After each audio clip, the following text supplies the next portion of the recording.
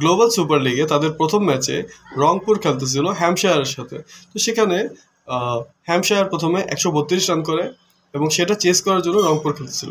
তো আমি যখন সকালে ঘুম থেকে উঠি তখন দেখি যে 50 বলে 50 লাগে, একটু পরে দেখলাম 40 বলে 40 লাগে, একটু পরে দেখলাম 30 বলে 30 লাগে, অর্থাৎ রানাবল, মানে বলে বলে সিঙ্গেল নিলেই হবে বিষয়।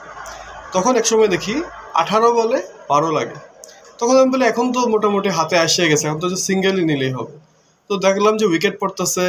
লাস্টে বাংলাদেশ টিমটা, যে রংপুর টিমটা কি করলো আমি কিছুই বুঝলাম না। শেষে গিয়ে দেখা গেল যে এখন হঠাৎ করে খেয়াল করলাম লাস্ট ওভার চলতেছে, 3 বলে লাগে হচ্ছে গিয়ে 5 রান।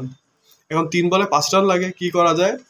তখন দেখলাম একটা সিঙ্গেল হইলো, এরপর বলে একটা সিঙ্গেল, তারা 2 ট্রাইও করলো না। যাই হোক, এখন লাস্ট বলে 3 রান লাগে, এখন 2 হলে টাই হয়। তো ব্যাটসম্যান খেললো, আই থিঙ্ক এটা রিশাদ হোসেন ছিল। পরে ডিপে যাওয়ার পরে ফিল্ডার একটু মিসফিল্ড করলো, মিসফিল্ড করার পরে ওখানে ওরা 2 নিয়ে নিল। 2 নেওয়ার কারণে কিন্তু এখানে জিতা ম্যাচটা হারতে হারতে টাই হলো। এখন টাই হলো, এখন সুপার ওভার হবে। এখন সুপার ওভারে যেহেতু বাংলাদেশ পরে ব্যাট করছে, এখন বাংলাদেশ এই রংপুর টিমটা আগে ব্যাট করবে। এখন আগে ব্যাট করবে, তারা ব্যাট করতে গেছে। তখন আমি ভাবতেছি যে মোটামুটি 12-15 রান হলে হয়।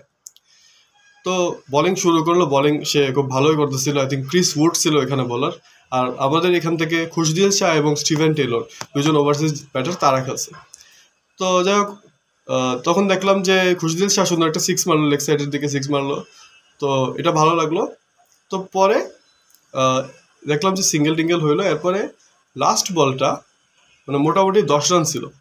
পরে লাস্ট বলটা যে অফ সাইডে একটা শট খেললো, যেটা শিওর 4 ছিল। ওদের ফিল্ডারে খুব সুন্দর ফিল্ডিং করা আটকে ফেললো, 2 রান হইলো, 4 বেঁচে গেল। তো 2 রান বাঁচলো, অর্থাৎ 12 রান করলো। এখন 12 রান করলো, 12 রান করার পরে এখন ওদের টার্গেট হচ্ছে 13 রান। তো সুপার ওভারে বোলার হিসেবে আমরা জ্যাক চ্যাপেলকে দেখতে পাচ্ছি। তো সে বোলিং করতে আসলো। এরপর অপোজিট সাইডে জেমস ফুলার ছিল, যে কিন্তু বোলিংয়ে খুব ভালো করছে। তো এখন জেমস ফুলারকে জ্যাক চ্যাপেল দুজনে যেহেতু ইংল্যান্ডের, সে কিন্তু বল করলো এবং সে লেগ সাইডে একটা ফ্লিক করলো, ফ্লিক করে ফুল এটা 6 চলে গেল। তো প্রথম বলেই 13 রান লাগে, 12 রান টু টাই। এখানে প্রথম বলেই 6, পুরাই টিম আন্ডার প্রেশার। তো আমরা ভাবতেছি যে এখন কি হবে। এখন পুরো অর্ধেক রান প্রথম বলে হয়ে গেল, বাকি তো রইলো 5 বল। এখন পরের বলটা সে একটু শর্ট অফ লেন্থ করার পরে এটা কিন্তু উপরে উঠে যায় এবং জ্যাক চ্যাপেল নিজের বলে নিজেই ক্যাচ ধরে ফেলে। তো ধরার পরে এখন কি হলো, এখন কিন্তু গেমটা সাডেনলি চেঞ্জ হয়ে গেল, একটা 6 একটা উইকেট। এখন কি হয় পরে দেখলাম যে পরে একটা সিঙ্গেল হইলো, পরে একটা সিঙ্গেল হইলো, পরে লিয়াম ডসন যে সে কিন্তু 6 মেরে দিল। তো ওই 6-এর মাধ্যমে কিন্তু খেলাটা এখানে ফিনিশ হয়ে গেল।